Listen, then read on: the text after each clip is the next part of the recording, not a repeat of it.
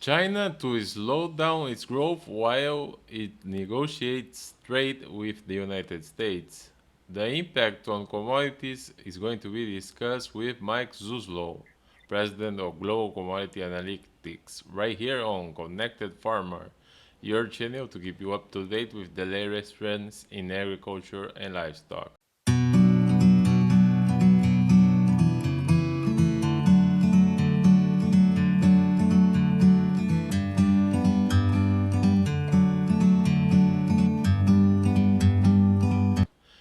So, Mike, you are seeing more evidence that the economic growth in China will slow down this year and in the coming year.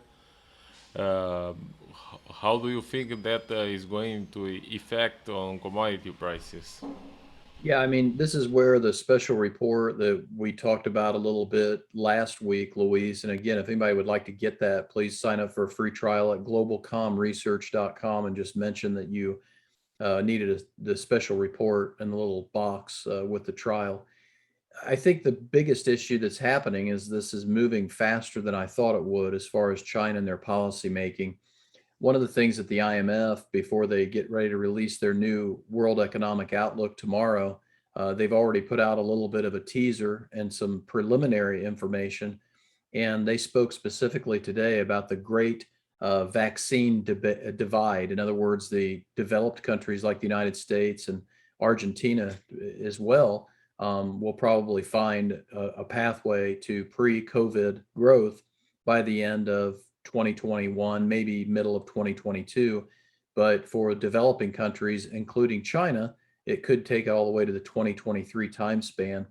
And they're saying this is because of the COVID. And I understand that there's a COVID divide there, but that COVID divide is also kind of masking some policy differences in terms of the central planning and how the Chinese specifically and some of these other governments and countries that rely heavily upon commodity imports, how they operate and how they do more of a top-down type economic model and more of a central planning, more of a command economy, something you and I talked about yesterday. And so I can rattle off three things right now in just the most recent history that kind of illuminate that. It's not as much about this zero tolerance policy and higher rates of COVID. Those are important, but you also have what's going on with Evergrande, which is that huge property developer we talked about. Well, today another mid-sized property developer defaulted in China. You have Evergrande, you have the coal and energy power generation issues now, and then we've had the pork issues with China where they oversupply the market, undersupply the market, and now they're back to trying to cut back on their production because the prices have collapsed for pork. And this has affected the commodity markets already. And obviously, it's kind of a dual edged sword where the energy markets are taking the other commodities higher because China does not have enough coal to generate power. Natural gas supplies are super tight in Europe and in China.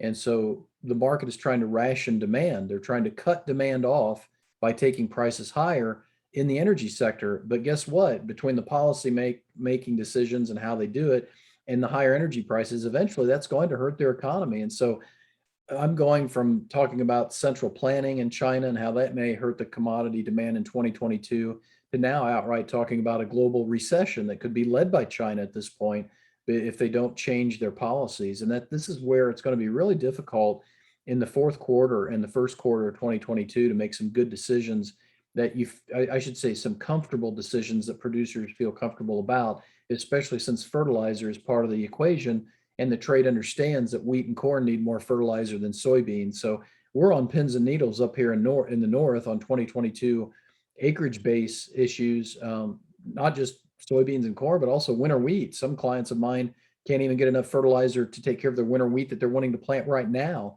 So these things are happening so fast. I'm worried that we're just not going to have enough turnaround time to make a comfortable decision that we feel good about for the next 6 months. And as we speak, soybeans has rebounded today on Tuesday.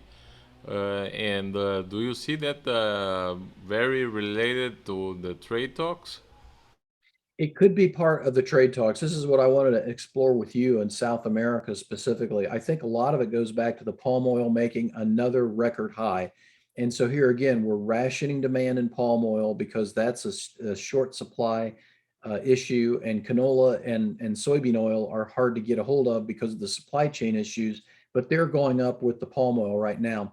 I think the trade talks could be an element, but I want to know from you whether a bigger element may be the center west Brazil not getting the rains that maybe they should have gotten, or missing rains. Is that an element that is increasingly an issue in your opinion, or do they have plenty of time in center west Brazil? What's your latest mindset coming out of South America and the rains and planning?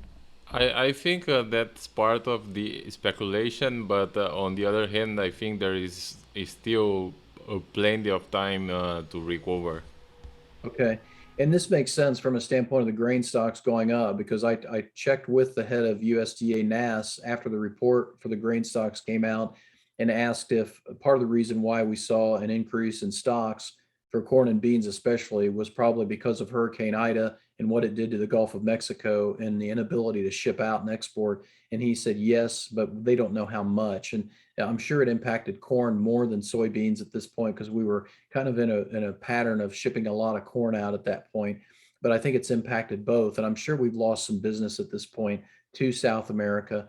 And I'm sure that we still have an ample supply of soybeans in both Argentine and Brazilian farmers' hands right now that they can let go of once they feel more secure about the rainfall and their planted acreage base being secure and being in the ground.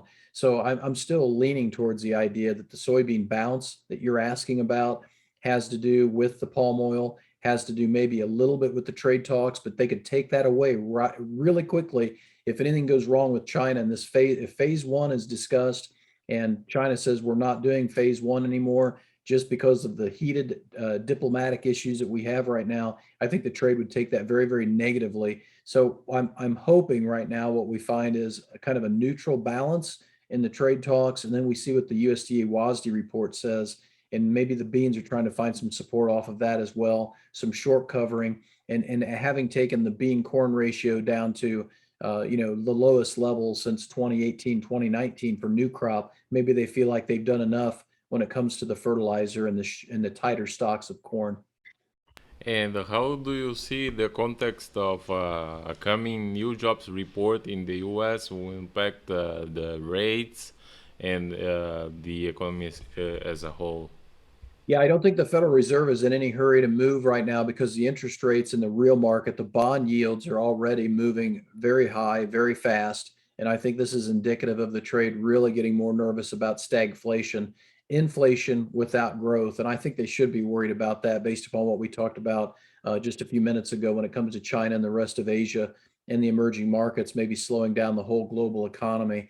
It's one of those things where I think Goldman Sachs, one of the large investment banks, put out a note, and I saw in a newswire copy that they are speculating that about 45% of the country of China's power generation has been negatively impacted by these plants going down. You just can't get away from that. And so if China is going to be at 5% growth in 2022, let alone if they go below 5% growth, I don't know how that's not going to impact the rest of Asia. And then therefore, eventually, in kind of a wave mindset, and ripple effect mindset, impact the rest of the world. So I don't think the Federal Reserve needs to really worry too much about cutting back on the bond asset purchases at this point because of what the bond yields in the real market are doing and how the emerging markets are looking.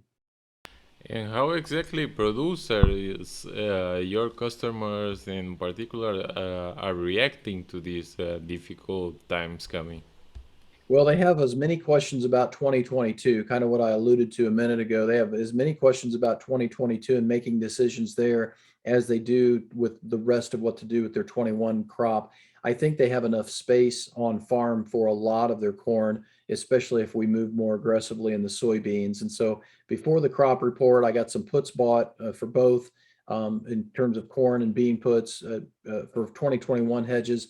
Now I've got them transition out of the bought puts, take whatever profit I may have in those for clients, and start selling cash bushels. And so that's my goal here in the next 20 days between the report and Halloween. I really want to get a lot of soybeans sold for 21 and maybe even start on 2022 based upon what we're looking at in South America and the weather. That's going to be a primary issue for me as far as how aggressively I move, because I'm going to try and be ahead of the South American producer selling his cash beans out. Now, that brings me to a point. You had talked to me off record or off tape about the Argentine production and the Argentine acreage base. You had made a comment that the corn acreage base was going to be up quite a bit versus last year.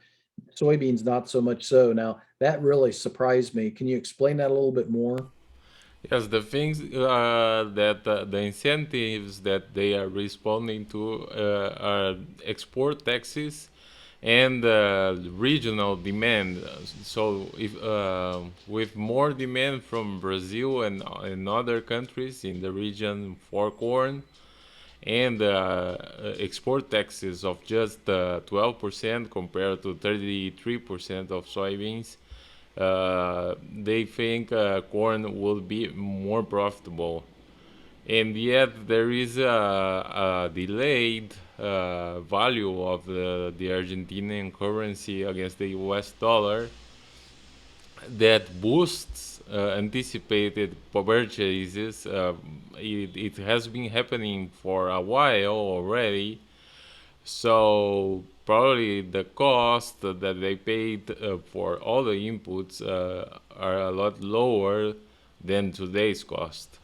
I see. So this is not about the livestock sector needing more maize to feed domestic livestock. It's more about trying to tap into more exports for the corn because of the lower export tax in corn, and seeing the neighboring countries and their transportation costs being so much lower, they can really be competitive.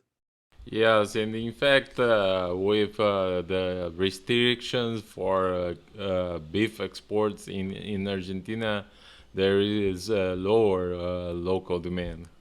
Yeah, and probably a local lower supply as we go into 2022, from what I'm seeing too, that Argentina is not going to be as big of a beef we're not going to import as much beef from Argentina in the United States as we typically do, because the domestic supply is going to be tight enough. They're going to try and keep a lot more at home, and that's why they're putting that up. So that dots a lot of I's and crosses a lot of T's for me. So it makes sense to me that Brazil's probably going to work harder on soybean acres, but Argentina probably working harder on corn acreage base. Yes, and in another weird measure from the Argentine government, they allowed farmers to export, but only to one country, and that country is China. Interesting. Yeah, and that was the beef side, correct? Yes. And what I dug into there on that, correct me if I'm wrong, Luis, because my cattle people will really, the ranchers will really be interested in this. I think from what I dug into on that, it's cuts though that really we don't compete with China on. It's going to be maybe, and I noticed a big jump in our hide and offal prices here domestically. I'm wondering if that's what Argentina is trying to tap into to send hide and offal. Do you know what cuts specifically they're looking at? Yes, and yet because China is by far the largest consumer, so they don't want to have a big fault on that client. That makes sense. Yes, and are you still seeing wheat as a leader for the upside? Yeah, and there's a big issue with the wheat right now. We're really falling behind in the state of Kansas on the winter wheat plantings as of yesterday's numbers. USDA came in with Kansas planting at 42% versus 53% last year. That's a pretty big difference. So we better get caught up here pretty soon, or the market's going to have to start assuming the number one hard red wheat producing state is not going to have the acreage base that they need to satisfy increasing demand and limited supplies. We're still dealing with that spring wheat issue, and protein is hard to find around the world in the wheat market, from what I'm hearing. So I think that's something to really watch out for. So yes, I would say because of the grain stocks report and now Kansas being slower to plant wheat, and also I'm hearing some clients tell me that they're not sure they're going to be able to get all their fertilizer needs fulfilled. Even for the wheat they're planting right now, I think wheat still stays in the driver's seat as far as the leader to the upside. I mean, it's done enough rallying at this point, taking itself $2 over the corn price when it comes to soft red wheat prices. But if I'm looking at major trends, I'd still put wheat as the leader. And what else are you expecting for next week's WASDE report? Well, the big thing I want to watch and see is if we have a big correction in the bean oil. One of the things that I noted, and I'm going to talk to clients and subscribers about a lot about this the next couple of days, and as we get to the report, is we are now, when you divide the price of soy meal into the price of bean oil, the meal is at the lowest ratio and price to the bean oil since 1998, and that's the lowest I've ever been able to find it using the data that I have. Going back to the early 1980s or early 1990s, late 1980s. So I really think we're at a point where the meal is getting so undervalued, and because the soybean demand may be, they may many processors in China may not have the power to generate for soybeans. They may jump just directly into meal imports. I think that meal market is something to really watch here since it's so discounted to the bean oil and thanks to this energy led rally. So that's going to be where if I could get a meal low set up, that maybe will help me a little bit more with the bean prices in the longer term. All right. Thanks again for your time, Mike. Thank you, Luis, for everything you do.